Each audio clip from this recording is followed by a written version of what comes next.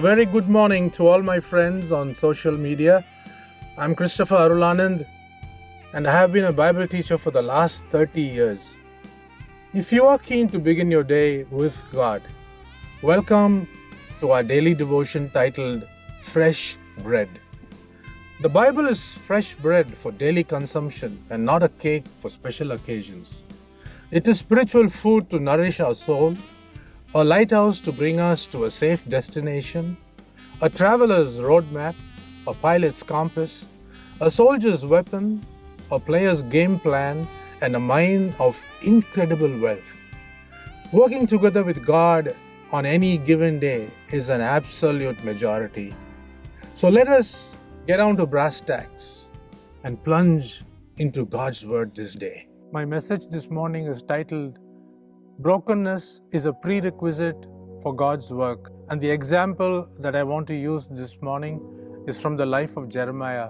Jeremiah was not very keen to become a prophet of the living God. God had to call him many times, and close to 6 times he was called, but Jeremiah was trying to escape. He was not too happy about doing God's work. One of those reasons he gave was that he was very young. So let's go to Jeremiah chapter 20 and see what's there in verse 1 and 2. Let me read that for you.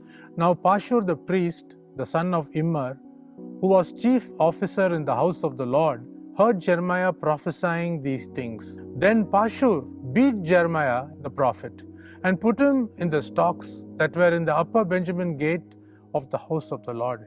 He had to go through so much of beatings. He had to tell things knowing that the people to whom he is speaking will not listen.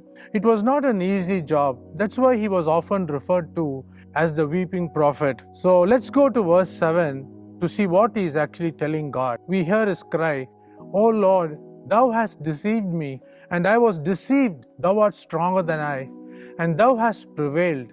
I have become a laughing stock all the day. Everyone mocks me. When we look at the word deceived, it has a deeper meaning than normally what we read in the Hebrew language. The word here for deceived refers to a man in love with a woman, but after a certain time ditches the woman and leaves her alone. So that's the way Jeremiah is telling God, you have deceived me. You promised me something, but look, I feel so let down. Sadness and disappointment is expressed in what sounds as a broken relationship. He worked under 5 kings as God's mouthpiece, but 4 of them never listened to him except King Josiah. All the Jewish people, including the kings and priests, detested him for the truth that he was bringing.